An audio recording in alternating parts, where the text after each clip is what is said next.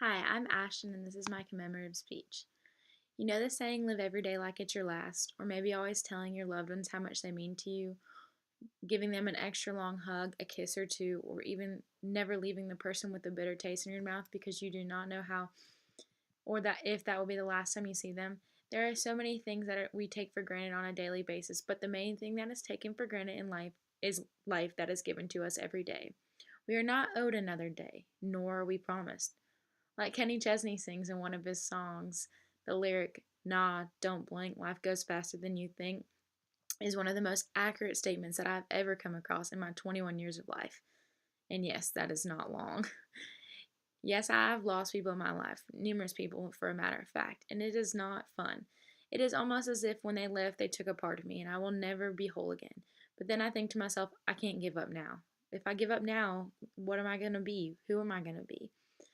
I've wanted to give up so many times in my life until I reached about 15. 15's young, I know.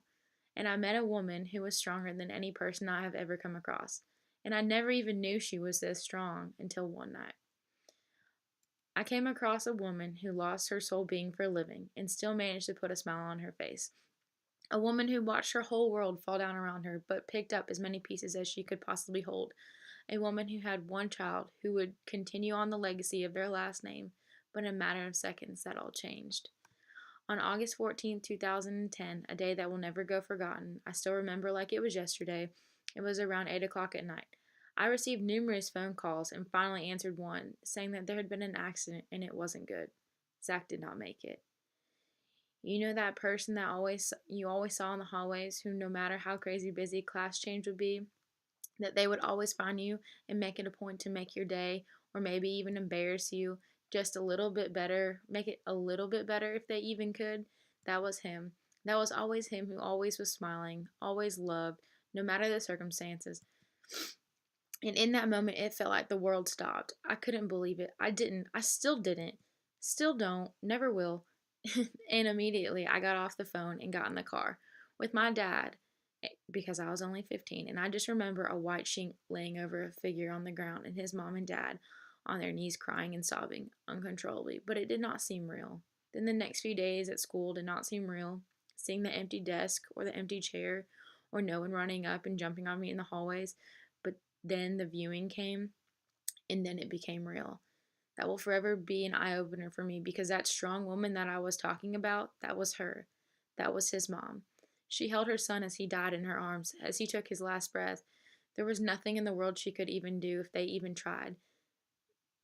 And that strong lady got up in front of everyone at the viewing and said, "Now you know what it is like to have the one thing that keeps you going on a day-to-day basis taken away from you. Do you know what it is like to watch your everything die in your arms and pray that in those moments to God how much you would rather be in their place and just know that you cannot because that is life. If I can keep going, all you can is you all can too because of a careless driver who decided to be under the influence caused this type of pain in my life that will never go away. I pray that none of your parents ever have to bury their child because it will break you like you have never been broken. It tears you into pieces smaller than a person could possibly even envision. And just like that, those words ran up and down my spine. A woman who had emotionally been beaten and broken, dragged through the mud, torn down, and then she picked herself back up. Through such a tragic, still had the fight to continue on every day and never fails to give up, never fails to make people's day brighter. Yes, it is a scar that will never go away.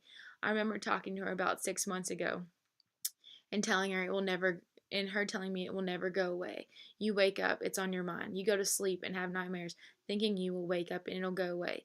But then you wake up and it is still real. Little things that he would do or say on a day to day, walking up the stairs, pulling in the driveway, eating his favorite foods, it never goes away. Having one child who you couldn't wait to see go to college, get married, have kids, live an ordinary life, like she talked about how excited she was that one day she was going to be a grandmother, and now she will never get that chance. She will never be able to have her grandbabies. I've never met a woman as strong or a woman who has endured so much pain, regret, and sorrow in her life but has not given up. It makes me think about things I complain about on a daily basis, like being tired or being upset over something small and irrational, or even having to do things around the house. It makes me rethink those things and think about how grateful I am that I still am able to do those things, how I'm still able to come home to my family and see my friends every day. If there was anything in this world I could do for her, it would be to let her hug her son one last time.